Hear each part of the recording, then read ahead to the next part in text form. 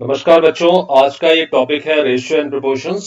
और ratio and proportions का video 1 आपके सामने है, जिसमें हम लोग बेसिक्स चीजें डिस्कस करेंगे कि रेशियो होता क्या है और काम कैसे करता है। ठीक है, तो रेशियो एंड प्रोपोर्शंस का ये पूरा कंप्लीट प्लेलिस्ट मैं आपको दे रहा हूं। तकरीबन 15 से 20 वीडियो का ये पूरा एक सीरीज रहेगा, जिसमें रेशियो एंड प्रोपोर्शंस को हम लोग बेसिक लेवल से लेकर कैट लेवल तक कवर करेंगे। तो मेक श्योर आप प्लेलिस्ट का हर एक वीडियो सीक्वेंस में देखें, ताकि आप समझ पाए कि रेशियो एंड प्रोपोर्शंस के क्वेश्चंस किस टाइप के अभी तक एप्टीट्यूड एग्जाम में देखे गए हैं और क्या क्या आने के चांसेस हैं। राइट, शुरू करते हैं आज के video ratio and proportions video number 1। सबसे पहला क्वेश्चन, सर रेशियो होता क्या है ना। जब आप बोलते हैं रेशियो तो इसका मतलब क्या है। राइट, तो पहले लिखने का काम खत्म करते हैं। Ratio is the comparison between two or more values of same type and same unit. I repeat this. Ratio is the comparison between two or more values of same type and same unit. इसका मतलब क्या है? इसका मतलब यह है कि ratio दो या दो से ज्यादा क्वांटिटी के बीच में आप कंपेयर करते हो, है ना। तो वो कंपैरिजन जो होता है वो रेशो कहलाता है। बट वो क्वांटिटीज, वो ऑब्जेक्ट्स, वो आपका जो भी आर्टिकल है उसका टाइप सेम होना चाहिए एंड यूनिट सेम होना चाहिए। What does it mean? मान लो सर मेरे पास कुछ एप्पल्स हैं। मान लेते हैं मेरे पास सर 15 एप्पल्स हैं और मेरे पास 5 लीटर मिल्क है। तो क्या आप रेशो बता सकते हो इसका? नहीं, मैं नहीं बता सकता। क्यों? क्योंकि मैंने क्या बोला, same type and same unit. Apple जो होते हैं बेटा वो काउंटेबल होते हैं, उनको काउंट कर सकते हो। और मिल्क जो होता है उसको मेजर करते हैं, उसको काउंट नहीं कर सकते। राइट, तो या तो दोनों अनकाउंटेबल हो या काउंटेबल हो, मतलब उनका टाइप सेम होना चाहिए, तभी आप रेशो निकाल सकते हैं। तो कुल मिला के total number of apples and total litre of milk का आप रेशो नहीं बता सकते, टाइप सेम होना चाहिए, है ना। एक बार फिर समझते हैं। Ratio is the comparison between two or more values of same type and same unit. Sir मेरे पास कुछ एप्पल हैं, लेट से मेरे पास 15 एप्पल हैं और सर मेरे पास 6 मैंगोज हैं। क्या आप रेशो बता सकते हो? हाँ, अब मैं इसका रेशो बता सकता हूं। कैसे? क्योंकि एप्पल्स को भी काउंट कर सकते हो और मैंगोज को भी काउंट कर सकते हो, तो ये काउंटेबल हो गया, मतलब इनका टाइप सेम हो गया। तो अब आप इनका रेशो बता सकते हो, है ना। तो ratio is the comparison between two or more values of same type and same unit. मतलब टोटल नंबर ऑफ एप्पल्स है सर मेरे पास 15, टोटल नंबर ऑफ मैंगोज है 6, तो इनका रेशो आ जाएगा 15:6। राइट, बट एक बार चेक कर लेना, क्या आप 15:6 या 15:6 को और सिंप्लीफाई कर सकते हैं किसी कॉमन नंबर से डिवाइड करके? हाँ सर, कर सकते हैं। 15 में भी 3 का डिवाइड जाएगा, 6 में भी 3 का डिवाइड जाएगा। 3 से 15 डिवाइड होगा 5 टाइम्स और 6 डिवाइड होगा 2 टाइम्स। तो रेशियो बैठेगा आपका मैंगो और एप्पल का, एप्पल और मैंगोस का 5:2। Is it clear? तो ratio is the simplest form of comparison, है ना, between two or more values of same type and same unit. तो 15 एप्पल्स थे, 6 मैंगोस थे, तो रेशियो आपने 3 से डिवाइड किया, इसका रेशियो आ गया 5:2। Is it clear? एक बार और मैं समझा देता हूं। मान लो आपके पास 6 लीटर मिल्क है, जो अपन ने प्रीवियस स्लाइड में देखा। 6 लीटर मिल्क है और 3 लीटर पानी है। क्या मैं रेशियो निकाल सकता हूं? बिल्कुल, क्योंकि यहां पर दोनों मेजर हो रहा है, यहां पर दोनों अनकाउंटेबल चीजें हैं, तो टाइप सेम है। तो 6 और 3 का रेशियो आप निकाल सकते हो, 6:3। और सिंप्लीफाई फॉर्म में लिखना है तो 3 से डिवाइड करके 2:1। राइट, तो रेशियो की निकालने की पहली शर्त यह है कि जिन दो क्वांटिटीज, जिन दो आर्टिकल्स, जिन दो ऑब्जेक्ट्स के बीच में, 2 या 3 ऑब्जेक्ट्स के बीच में आप कंपेयर कर रहे हो, उनका टाइप सेम होना चाहिए एंड यूनिट सेम होना चाहिए। Is it clear? चलो ठीक है। तो सर ये बात तो समझ में आ गई कि ratio is the comparison between two or more values of same type and same unit. Type तो समझ में आ गया। सर यूनिट का मतलब क्या? यूनिट का मतलब ये कि बेटा मैंने आपको पढ़ाया, है ना, और आपने एप्टीट्यूड एकदम बहुत स्ट्रांग कर लिया and you got a job. आपकी जॉब लग गई और आपको जो सैलरी मिल रही है ना वो डॉलर्स में मिल रही है ना। आपने बोला सर पैसे बहुत है अपने पास, अपनी जो सैलरी है वो डॉलर्स में आती है। मैंने कहा ठीक है। आपने मुझसे पूछा सर आपका क्या हालचाल, तो मैंने बोला बेटा मेरी रुपीज में ही आ रही है अपनी सैलरी तो। राइट, तो क्या आप अपनी सैलरी और मेरी सैलरी का रेशियो निकाल सकते हो? नहीं, है ना, क्योंकि यूनिट सेम नहीं है।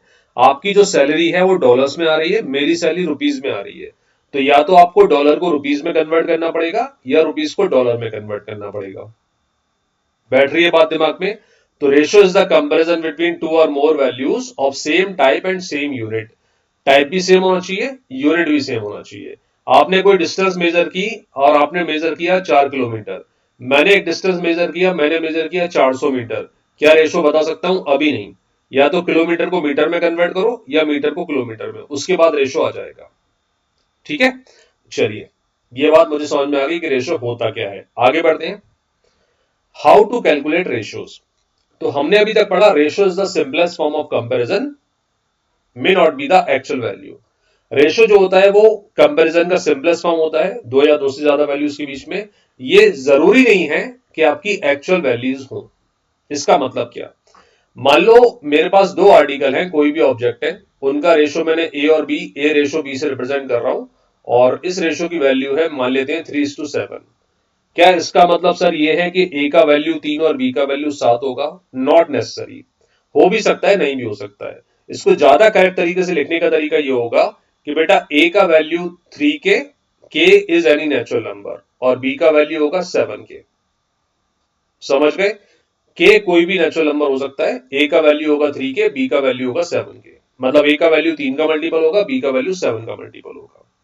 Right, what I mean, A B, A और बी में आपने रेशो निकाला 3:7, और एक अमाउंट मान लेते हैं, मान लो मैंने 400 रुपए को ए रेशो बी में डिवाइड किया इन द रेशो 3:7। राइट, तो आपने क्या करना है यहां पर, आपने देखा सर ए का वैल्यू 3 के है और बी का वैल्यू 7 के है, टोटल अमाउंट हो गया 10 के, and that total amount is equal to 400 rupees, जो मैंने डेटा गिवन दिया है। तो के का वैल्यू कितना आ जाएगा सर? 40 रुपीज आ जाएगा, 400 डिवाइडेड बाई 10। अगर के का वैल्यू 40 आता है तो ए का वैल्यू होगा 3 into 40, so that is equal to 120, और बी का वैल्यू होगा 7 into 40, so that must be equal to 280, है ना? तो इस तरह से आपको रेशो को डिस्ट्रीब्यूट करना है, इस तरह से रेशो को कैलकुलेट करना है। समझ आ गया? तो ये पॉइंट मेरे दिमाग में आ गया कि रेशो जो होता है, अगर ए रेशो बी है 3:7, तो नॉट नेसेसरी कि ए का वैल्यू 3 और बी का वैल्यू 7 हो भी सकता है, और इनका कोई मल्टीपल भी हो सकता है। राइट, सॉल्व कैसे करना है उसका तरीका ये है। एक और तरीका सॉल्व करने का, एक और मेथड, वो भी समझ लो। मान लो आपने तीन क्वांटिटीज ली, ए बी और सी, है ना? और इन तीनों का रेशो ले लिया आपने, मान लेते हैं 2:3:4। Is it clear? और आपने 45 रुपीज को इन तीन पार्ट में डिवाइड किया, ए रेशो बी रेशो सी, है ना? तो दूसरा तरीका, पहला तरीका देख लेते हैं। आपने देखा सर टोटल पार्ट्स कितने हैं एबीसी के? 4 और 3 7 और 2 9। Sir there are 9 parts, ratio के अकॉर्डिंग 9 पार्ट्स, क्वेश्चन के according total amount 45 rupees. Sir 9 parts 45 के बराबर है, तो एक पार्ट होगा 45 divided by 9, so that must be equal to 5 rupees. एक पार्ट 5 रुपीज है, तो ए का वैल्यू होगा 10 रुपीज, क्योंकि दो पार्ट्स थे इसके पास। बी का वैल्यू होगा 15 रुपए, क्योंकि इसके पास 3 पार्ट्स थे, और सी का वैल्यू होगा बेटा 20 रुपीज, क्योंकि इसके पास 4 पार्ट थे। ठीक है, निकाल लोगे? राइट, इसको एक बार और कैलकुलेट करके बता रहा हूं। ए बी सी का रेशो 2:3:4 है, तो ए का अमाउंट आपने ले लिया 2x, या 2 के ले सकते हो, 2 का कोई मल्टीपल। बी का वैल्यू 3x, सी का वैल्यू 4x, ये टोटल आ गया 9x। 9x is equal to 45 rupees, तो बेटा x की वैल्यू कितनी आ जाएगी? 5। अगर x की वैल्यू 5 है तो 2x कितना होगा? 5 इंटू 2 10 रुपए, 3x कितना होगा? 5 इंटू 3 15 रुपए, और 4x कितना होगा? 5 इंटू 4 20 रुपए। परफेक्ट, समझ पा रहे हो क्या बोल रहा हूं मैं? ये एक तरीका हो गया। सेकेंड अप्रोच क्या है रेशो को सॉल्व करने के लिए, किस तरह से रेशो की आप कैलकुलेशन करोगे अगर कोई रेशो गिवन होगा, तो उसके लिए सेकेंड अप्रोच क्या है वो भी मैं आपको बता देता हूं। यहाँ पे अगेन सेम है, 45 रुपीज को डिवाइड करना है। तो यहां पर आप चाहो तो डायरेक्ट भी निकाल सकते हो एबीसी की वैल्यू, आपको उनको एक्स के फॉर्म में या के फॉर्म में कन्वर्ट करने की जरूरत नहीं है, वो एक ऑप्शन दिया है मैंने आपको। ए का पार्ट आपने देखना है, सर ए का पार्ट कितना है? 2 आउट ऑफ टोटल कितना है? 4 और 3 7 और 2 9, 2 आउट ऑफ 9 इंटू आपने जो अमाउंट लिया था 45 रुपीज, जो मैंने एग्जांपल दिया था। इसको सॉल्व करेंगे तो आपका आंसर आ जाएगा 10 रुपीज। बी का पार्ट आपने चेक किया 3 आउट ऑफ 9 इंटू आपने कर दिया 45, so that must be equal to 15 रुपए। राइट, सी का आपने चेक किया पार्ट 4 आउट ऑफ 9 इंटू 45 आपने कर दिया, so that must be equal to 20 rupees. Right, तो ये मैंने आपको बता दिया बेसिक जो रेशो का कैलकुलेशन है वो आपको कैसे करना है। ठीक है, पक्की बात, ये चीज समझ में आ गई? ठीक है, आगे बढ़ते हैं। ओके, दो छोटी चीजें और मैं आपको बता देता हूं अपार्ट फ्रॉम दिस कैलकुलेशन। भाई मान लो ए रेशो बी आपको दिया है 2:5, कुछ तो भी, है ना? तो मैथमेटिक्स में कैलकुलेशन के लिए इसको 2/5 आप लिख सकते हो, कोई टेंशन नहीं है ना। बट बहुत डीप में जाएंगे तो ये समझना कि 2/5 अलग चीज होती है, ये होता है फ्रैक्शन, और 2/5 अलग चीज होती है, ये होता है कंपैरिजन, राइट। फ्रैक्शन में आप 2 को न्यूमरेटर और 5 को डिनोमिनेटर बोलते हैं, बट रेशो में आप 2 को बोलेंगे एंटीसीडेंट। जो रेशो की टर्म्स होती है ना, वो होती है एंटीसीडेंट। फर्स्ट टर्म होती है एंटीसीडेंट और सेकंड टर्म होती है कॉन्सिक्वेंट। ये नाम याद रखना, ये हो सकता है क्वेश्चन में यूज आ जाए। फर्स्ट टर्म होता है आपका एंटीसीडेंट और सेकंड टर्म को बोलते हैं कॉन्सिक्वेंट, राइट। मैथमेटिकली इनको आप सॉल्व करने के लिए या जनरल लैंग्वेज में इनको आप न्यूमरेटर और डिनोमिनेटर बिल्कुल बोल सकते हैं, कोई टेंशन नहीं है। बट अगर एंटीसीडेंट और कॉन्सिक्वेंट भी लिखा आ गया तो आपको क्विकली क्लिक करना चाहिए कि सर एंटीसीडेंट का मतलब न्यूमरेटर और कॉन्सिक्वेंट का मतलब डिनोमिनेटर। ऐसा नहीं कि ये क्या होता है हमें पता ही नहीं है। तो एंटीसीडेंट का मतलब होता है न्यूमरेटर, कॉन्सिक्वेंट का मतलब होता है denominator, first term and second term, right. चलिए शाबाश, आगे बढ़ते हैं। व्हाट इफ वी मल्टीप्लाई और divide by a number in both the terms. ठीक है, मान लो a रेशो b मैंने आपको दे रखा है 7/5। अब इनका कहना है कि अगर मैं सेम नंबर से न्यूमरेटर और डिनोमिनेटर में डिवाइड करूं तो क्या होगा, चेक कर लेते हैं। मान लो दोनों नंबर मैंने 2 से मल्टीप्लाई कर दिया, तो a कितना आ जाएगा 7 इंटू 2 14, b कितना आ जाएगा 5 इंटू 2 10। अब मैं निकालूंगा 14 और 10 का रेशियो, विच इज 14:10। क्या कोई कॉमन नंबर से सिंप्लीफाई हो सकता है? बिल्कुल, इसमें 2 का डिवाइड मार सकते हैं, तो अगेन रेशियो कितना आ गया 7:5, राइट।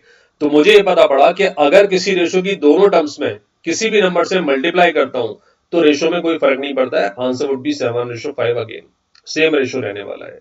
डिवाइड करके देखते हैं। मान लो दोनों नंबर में मैं 2 से डिवाइड करता हूं तो 7/2 और नीचे आ जाएगा 5/2, राइट।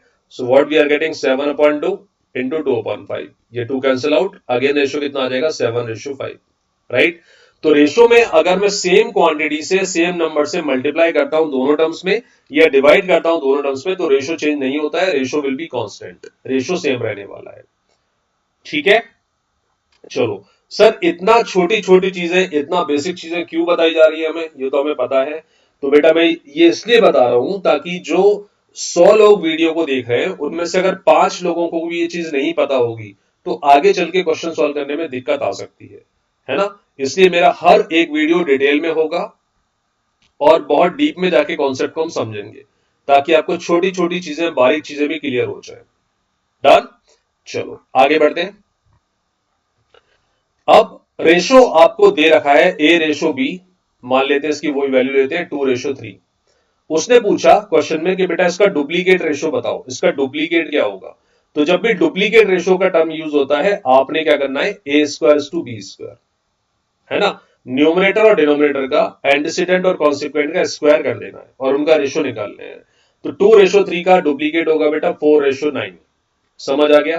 ट्रिप्लीकेट रेशो क्या होगा, तो आपने लिख देना है a³ राइट। जैसे 2/3 है तो 2 का क्यूब 8 और 3 का क्यूब 27, ये आ गया ट्रिप्लीकेट। सब डुप्लीकेट रेशो क्या होगा, सब डुप्लीकेट होगा √(a)/√(b). तो इन दिस केस जहां पर 2/3 दिया हुआ है आपका सब डुप्लीकेट आ जाएगा √2)(3). समझ पा रहे हो चीज को। सब ट्रिप्लीकेट क्या होगा सर, सब ट्रिप्लीकेट का मतलब क्यूब रूट ले लेना है, मतलब यहां पर आ जाएगा 2⁻⁻⁴ पक्की बात। सर इनवर्स रेशो क्या होगा, इनवर्स रेशो का मतलब उल्टा कर देना है, b/a कर देना है, राइट। तो इनवर्स हो जाएगा आपका 3:2। ठीक है, तो डुप्लीकेट का मतलब आपको स्क्वायर करना है टर्म्स का, ट्रिप्लीकेट का मतलब क्यूब करना है, सब डुप्लीकेट का मतलब अंडर रूट लेना है, सब ट्रिप्लीकेट का मतलब क्यूब रूट लेना है, और इनवर्स रेशो का मतलब स्वैप कर देना है, उल्टा कर देना है, इनवर्स कर देना है। a/b है तो वो b/a हो जाएगा। डन, शाबाश, समझते चलो बेसिक चीजों को। अब ये तो मैंने थ्योरेटिकल पार्ट आपको बता दिया, कॉन्सेप्ट्स आपको बताए मैंने डिटेल में। अब कुछ छोटे छोटे कॉन्सेप्ट्स इनको क्वेश्चंस के थ्रू हम लोग सॉल्व करने की कोशिश करते हैं, क्वेश्चंस के थ्रू समझने की कोशिश करते हैं वो कॉन्सेप्ट जो आगे चल के बहुत ज्यादा यूज होने वाले हैं। पहला क्वेश्चन आपके लिए, if a/b is 3:7 and b is 28 more than a, find the sum of ab। ठीक है, सॉल्व करिए। आई वुड सजेस्ट कि आप अगर मेरा ये वीडियो देख रहे हैं तो वीडियो को जब भी आपको लगे थोड़ा सा पॉज करके क्वेश्चन को सॉल्व करने की कोशिश करना, उसके बाद 25 सेकंड, 30 सेकंड, 45 सेकंड जब आपका क्वेश्चन सॉल्व हो जाए मेरा वीडियो फिर से क्लिक करना और मेरा सॉल्यूशन चेक करना एक बार। हो सकता है आपको कुछ नया मिल जाए, या नहीं भी मिलेगा तो आपका एक बार आंसर वेरीफाई हो जाएगा कि मैंने क्या किया और आपने क्या किया है ना। तो A ratio B is 3:7 and B is 28 more than A।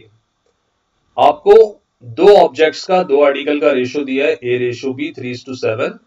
अब ये बोला जा रहा है B is 28 more than A। B यहां पर कितना है सर? 7 पार्ट्स है। A कितना है? 3 पार्ट्स, तो कितना एक्स्ट्रा है? 4 पार्ट।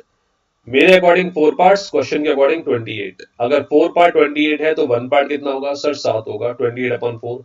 एक पार्ट 7 है तो A का वैल्यू कितना होगा? 7 इंटू 3, राइट, 21। B का वैल्यू कितना होगा? 7 इंटू 7, 49, राइट। आपको क्या करना था? Find out the sum of AB। तो आंसर आ जाएगा 21 plus 49, so that must be equal to 70। समझ रहे हो चीजों को? शाबाश। आगे बढ़ते हैं, क्वेश्चन नंबर 2।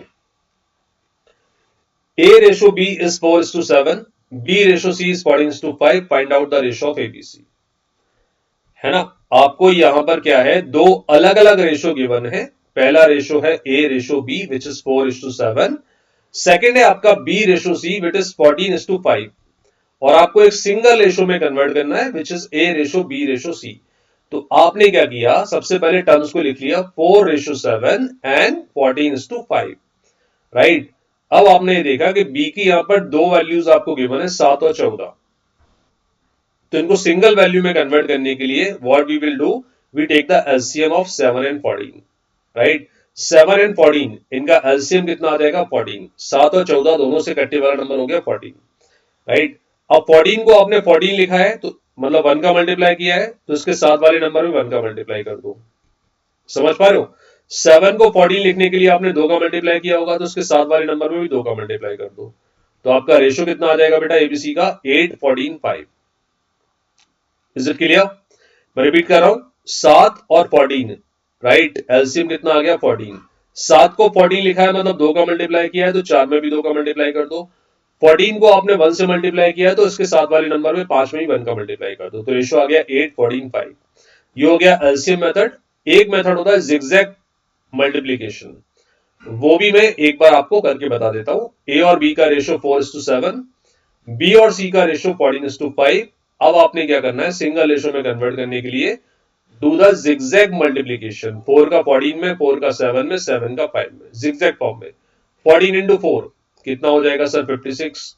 14 into 7 98, 7 into 5 35। क्या 56, 98 और 35 में किसी कॉमन नंबर से डिवाइड होता है? जी हाँ, 7 से डिवाइड हो जाता है। इसमें होगा 8 बार, 98 में होगा आपका 14 टाइम्स और 35 में होगा 5 बार। तो रेशियो का सिंपलेस्ट फॉर्म क्या आ गया? 8:14:5। तो आप चाहो तो इस टाइप के क्वेश्चन में एलसीएम मेथड यूज कर सकते हो, या आप चाहो तो जिगजैग कर सकते हो। बस याद रखना जिगजैग मल्टीप्लिकेशन में बाद में आपको सॉल्व सिंप्लीफाई करना होगा। एलसीएम में वो ऑलरेडी सिंप्लीफाई फॉर्म में ही आता है। पक्की बात? समझ आ रहा है? श्योर? ठीक है। क्वेश्चन नंबर 3 आपके लिए है, इसको एक बार ट्राई करो जल्दी से। 15 सेकंड का टाइम मैं आपको दे रहा हूं, मैं वेट कर रहा हूं। Post your answers in the comment section. A ratio B 3:5, B ratio C 15:7, find the ratio of ABC। 3:5 ये दे रखा है, B और C का रेशो 15:7 है, आपको ABC का रेशो फाइंड आउट करना है, राइट। तो ये क्वेश्चन आपकी तरफ, यहां पर रेशो क्या मिलेगा वो मुझे कमेंट में आप जानकारी दीजिएगा कि ABC का रेशो सर इतना इतना आया है। ठीक है, चलिए आगे बढ़ते हैं। Question number 4। ठीक है। A ratio B is 2:3, B ratio C is 4:5, C ratio D is 10:3, find out the ratio of ABCD। अब चार टर्म्स आ गई, चार टर्म्स का आपको क्यूमुलेटिव रेशो बताना है। अलग अलग तो आपको दिया हुआ है, ए बी का, बी सी का, सी डी का, आपको सबको कंबाइन करके बताना है, मर्ज करके बताना है, राइट। तो क्या करने का है?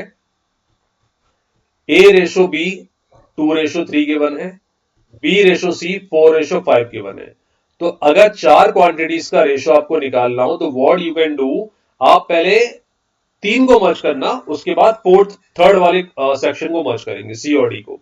तो आपने ए बी का पुट कर लिया 2 3, बी सी का पुट कर लिया 4 5। अब आप करेंगे जिगजैग प्रोडक्ट, 2 का 4 में, 4 का 3 में, 3 का 5 में, तो इट बिकम्स 8, 12 एंड 15। फिर आपने लिख देना है C ratio D which is 10 ratio 3, है ना। अब क्या करोगे, एलसीएम मेथड भी यूज कर सकते हो, जिगजैग भी कर सकते हो। तो मैं एलसीएम लेता हूं क्योंकि सिंपलेस्ट फॉर्म में आंसर आता है।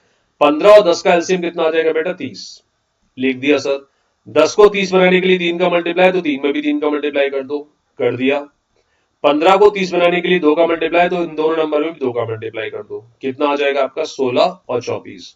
तो रेशो आ गया 16, 24, 30, 9, एबीसीडी का रेशो। आई होप आपको क्लियर होगा। सबसे पहले क्या करना है, एबीसी का रेशो मर्ज करके लिख देना है 8, 12, 15, और उसके बाद सी और डी को मर्ज करना है इसमें।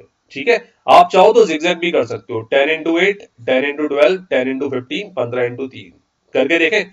10 इंटू 8 कितना हो जाएगा 80, 10 इंटू 12 120, 10 इंटू 50 150, 15 इंटू 3 45, है ना। अब क्या किसी कॉमन नंबर से चारों नंबर में डिवाइड हो रहा है? जी हाँ, 5 से डिवाइड हो रहा है। तो 5 से डिवाइड करने पर 16, 24, 30 और 9, राइट। तो final answer would be 16, 24, 30 and 9। Done, शाबाश। Question number 5, if A ratio B is 3:4 and B ratio C is 3:5, an amount of rupees 3075 divided among ABC, find out the shares of A, B and C। ठीक है, इस question को भी मैं अधूरा solve करूंगा, आधा सॉल्व करूंगा, बाकी का आधे क्वेश्चन का आंसर आपको देना है और कमेंट करके मुझे बताना आपका वो आंसर क्या आ रहा है। सबसे पहले आप ए बी सी को मर्ज करेंगे, मतलब यहां पर रेशियो है 3:4 ए बी का, बी सी का ऐसा 3:5, और इन तीनों में आपने डिवाइड करी है रुपीज 3075। तो आपको बताना है ए का शेयर कितना होगा, बी का शेयर कितना होगा, सी का शेयर कितना होगा। कमेंट जरूर करना ताकि मुझे पता पड़े कि आपको चीजें समझ में आ रही हैं, ताकि मैं ये समझ पा रहा हूं, समझ पाऊं कि मैं सही डायरेक्शन में आपको पढ़ा रहा हूं, है ना। मुझे या मुझे कुछ इंप्रूवमेंट की जरूरत है तो वो भी मुझे पता पड़ेगा। तो एबीसी का रेशियो आपने 3:4, 3:5 के अकॉर्डिंग लिख लिया सर। 3 into 3 9, 3 into 4 12, 4 into 5 20। तो रेशियो आ गया 9, 12, 20। अब इस रेशियो में आपको 3075 को डिवाइड करना है और कमेंट करके बताना है ए के पास अमाउंट कितना होगा, बी के पास कितना होगा, सी के पास कितना होगा। ठीक है, तो इस सेकंड क्वेश्चन आपके लिए, एक इससे पहले वाला क्वेश्चन था उसका आंसर भी देना और इसका आंसर भी मुझे चाहिए।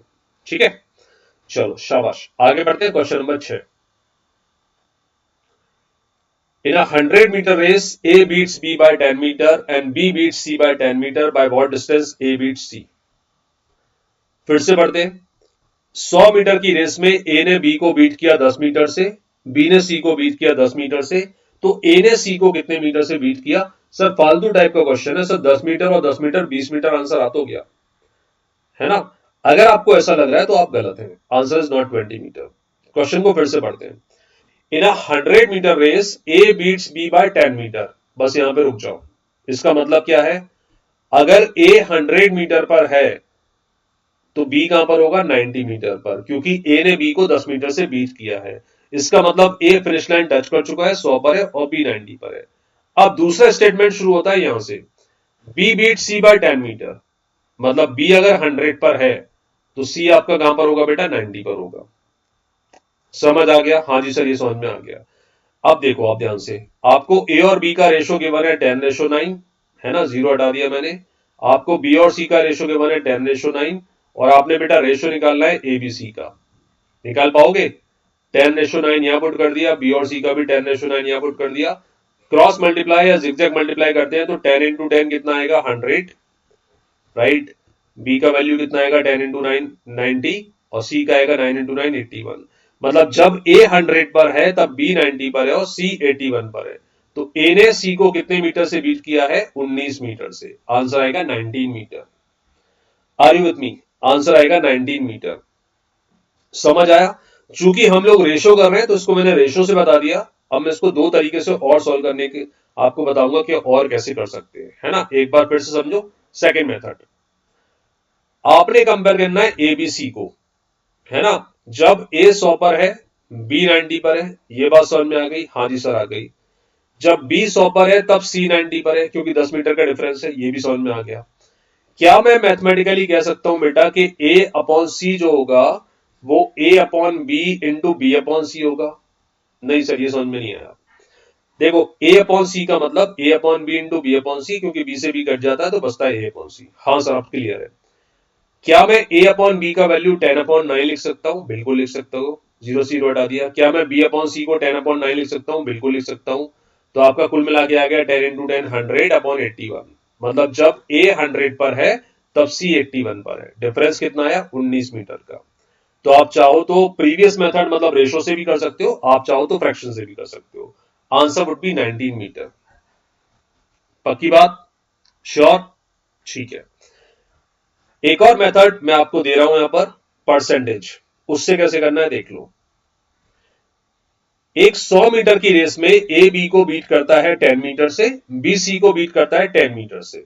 अच्छा, क्या मैं ये समझ सकता हूं कि 10 मीटर जो होता है वो 100 मीटर का 10% होता है? Are getting my point? 10 metre जो होता है वो 100 का 10% होता है। हाँ सर, ये समझ में आ गया। मतलब ए ने बी को 10% से बीट किया है ना, क्योंकि 10 मीटर से बीट किया 100 मीटर में, और बी ने सी को 10% से बीट किया है। ठीक है भाई। ए जब 100 पर है तो उसका 10% पीछे बी होगा, 100 का 10% माइनस कर दिया, 90 आ गया। और बी जो होगा वो 90 से भी 10% पीछे होगा। 90 का 10% कितना होता है बोलो? 9। तो बी से 10% पीछे मतलब 9 पीछे होगा सी। 9 पीछे मतलब 81 पर। तो जब ए 100 पर है, सी 81 पर है। डिफरेंस कितना आया? 19 मीटर। राइट। तो तीन मेथड से हमने सॉल्व किया, फ्रैक्शन, रेशियो एंड परसेंटेज, और आंसर आ रहा है 19 metre for this particular question. Clear बंडा? चलो, आपके लिए assignment number 3, question number 7। Same pattern में क्वेश्चन है, केवल मैंने डेटा बदला है। In a 100 metre race, A beats B by 20 metre and B beats C by 10 metre. By what distance A beat सी?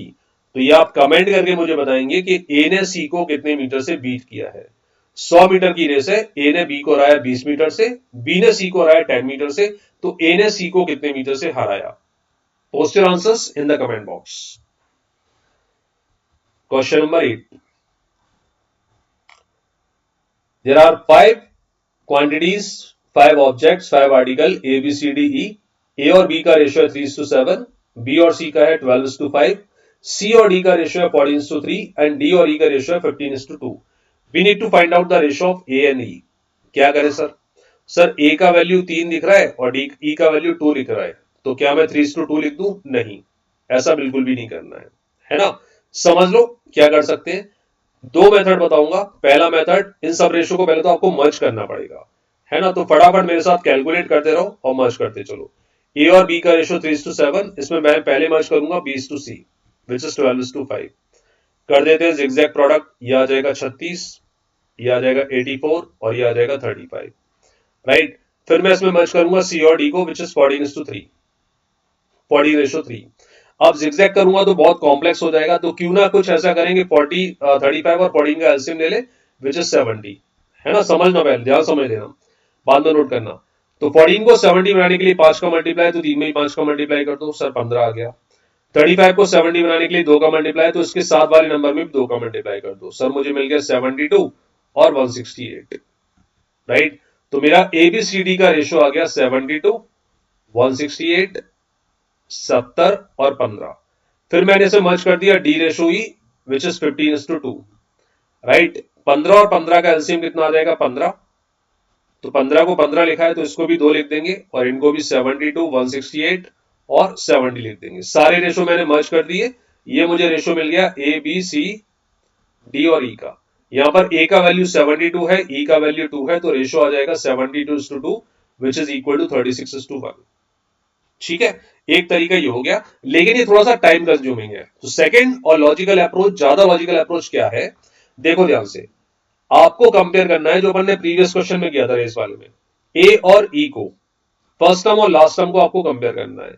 क्या सर मैं ये कह सकता हूं कि ए अपॉन ई का जो रेशियो होगा वो होगा A upon B into B upon C into C upon D into D upon E. D से डी कटा, सी से सी कटा, बी से बी कटा, लिख सकते हो। तो आपने लिख दिया 3/7 इंटू 12/5, सारी वैल्यूज पुट कर दो, इंटू 14:3 इंटू 15/2। अब काटापीटी करते, 7 और 2 14 कट गया, 5 और 3 15 कट गया, ऊपर आ जाएगा 36, नीचे आ जाएगा 1। तो रेशियो कितना आ गया? 36:1। राइट। ए और ई का रेशियो कितना आ गया बेटा 36:1। डन। चलिए आगे बढ़ते हैं क्वेश्चन नंबर 9। अब आपको एक कैलकुलेशन गिवन है 2a is equal to 3b is equal to 4c, find out the ratio of ABC. Sir ये क्या बच्चों वाले क्वेश्चन पूछ रहे हो आप? 2a is equal to 3b is equal to 4c given है तो साफ साफ दिख रहा है एबीसी का रेशियो 2 3 4 होगा। खत्म हो गई बात। ऐसा बिल्कुल भी नहीं है। अगर ऐसा आपके माइंड में चल रहा है तो निकाल दो, ये गलत हो चुका है। क्या करना है इस टाइप के इक्वेशन को सॉल्व करने का तरीका क्या है? 2a is equal to 3b is equal to 4c, तो आप कोई ऐसा नंबर चेक करो जो 2 3 और 4 से कट जाए, है ना। मान लेते हैं 12, तो तीन नंबर एक दूसरे के इक्वल है, इनके कोई ना कोई वैल्यू होगी, उस वैल्यू को मैं 12 मान लेता हूं। अगर 2a is equal to 12 है तो a का वैल्यू 6 होगा, 3b is equal to 12 है तो b का वैल्यू 4 होगा, 4c is equal to 12 है तो c का वैल्यू 3 होगा। तो रेशियो कितना आ जाएगा? 6:4:3। समझ गए? इस तरीके से सॉल्व करना है। I repeat the concept, 2a is equal to 3b is equal to 4c, इस फॉर्म में आपको गिवन है डेटा। आप कुछ ऐसा नंबर एज्यूम कर लो जो 2 3 और 4 से कट जाता है। क्यों एज्यूम करना है? क्योंकि कैलकुलेशन इजी रहेगी इसलिए। तो 2a is equal to 3b is equal to 4c is equal to 12, 2a 12 है तो a का वैल्यू 6, b का वैल्यू 4, c का वैल्यू 3, रेशियो आ जाएगा 6:4:3। डन। शाबाश। आगे बढ़ते हैं क्वेश्चन नंबर 10। सर अब मुझे इक्वेशन एक देखने को मिली कि a/2 is equal to b/3 is equal to c/5। अब मुझे बता रहे हैं एबीसी का रेशियो क्या होगा। देखो सिंपल चीज है, a/2 is equal to b/3 is equal to c/5। तीन फ्रैक्शन एक दूसरे के इक्वल है, इनकी कोई ना कोई वैल्यू होगी। उस वैल्यू को मान लेता हूं 10 मान लो, 1 मान लो, k मान लो, कुछ ही मान लो। मान लो वैल्यू 1 है ना। आपको ज्यादा से ज्यादा कैलकुलेशन इजी रखनी है। मान लो वैल्यू 1 है, a/2 1 है तो a का वैल्यू 1 हो जाएगा, 2 हो जाएगा, b का वैल्यू 3 हो जाएगा, c का वैल्यू 5 आ जाएगा। मतलब रेशियो कितना आ जाएगा? 2:3:5, है ना। कुछ ही मान लेते हैं, मान लो आप मान लेते हैं k है, 1 नहीं है k है सर, तो a का वैल्यू 2k हो जाएगा, b का वैल्यू 3k हो जाएगा और c का वैल्यू 5k हो जाएगा। k हट जाएगा कॉमन लेके, तो अगेन रेशियो कितना हो जाएगा? 2:3:5, राइट। तो इस तरह की इक्वेशन अगर आपको गिवन है तो इस तरह से आपको डील करना है कि a/2 is equal to b/3 is equal to c/5 is equal to 1 put कर दिया या k पुट कर दिया, तो जो आपका डिनोमिनेटर लिखा हुआ है ना वही आपका रेशियो हो जाएगा 2 3 5, राइट। बशर्ते न्यूमरेटर में कुछ ही मल्टीप्लाई ना हो रहा हो 1 के अलावा, न्यूमरेटर का जो प्रोडक्ट है वो 1 हो, है ना। चलो शाबाश। तो बच्चों ये थे आपके रेशियो एंड प्रोपोर्शंस के कुछ बेसिक कॉन्सेप्ट्स जो मैंने कोशिश की है कि आपको डिटेल में समझा पाऊं चीजों को, क्योंकि आगे चल के जैसे जैसे हमारा वीडियो नंबर 2 3 4 5 और आगे बढ़ेंगे हम लोग, हमारा लेवल जो है वो बढ़ता जाएगा, डिफिकल्टी लेवल। हम लोग किस लेवल तक जाने वाले हैं, सबसे पहले मैं आपको बेसिक कॉन्सेप्ट दूंगा ताकि आपके बेसिक्स जगह पर रहें और आप चीजों को समझ पाएं। उसके बाद आफ्टर दिस मैं आपको वर्ड प्रॉब्लम्स करवाऊंगा जिनमें ये बेसिक कॉन्सेप्ट्स यूज होने वाले हैं। फिर हम लोग जाएंगे प्लेसमेंट, यानी कि टीसीएस, एनक्यूटी, इन्फोसिस, विप्रो में किस लेवल के क्वेश्चन पूछे जा सकते हैं। उसके बाद हम लोग जाएंगे एसएससी सीजीएल लेवल या बैंक पीओ लेवल के क्वेश्चन क्रैक करेंगे। After that we will crack CAT level के क्वेश्चन या जेड लेवल के क्वेश्चंस, है ना। तो हम लोग बेसिक से लेके पूरा एडवांस लेवल तक रेशियो को कवर करेंगे इस प्लेलिस्ट के थ्रू। तो मेक श्योर, मैं फिर से रिपीट कर रहा हूं, आप इस प्लेलिस्ट को सीक्वेंस में देखें। Video number 1, video number 2, video number 3 मैंने टाइटल दे रखा है, इसी सीक्वेंस में देखना और पूरा प्लेलिस्ट चेक करना। आपका रेशियो डेफिनेटली बहुत स्ट्रांग हो जाएगा और एप्टीट्यूड में आप रेशियो का कोई भी क्वेश्चन कर पाओगे। ठीक है, चलिए बेहतरीन। तो मिलते हैं question number 11 to 20 in the next video, और उसमें कुछ और नए कॉन्सेप्ट्स कवर करवाने की मैं कोशिश करूंगा, राइट। चलिए, thank you very much, God bless you, bye bye, take care.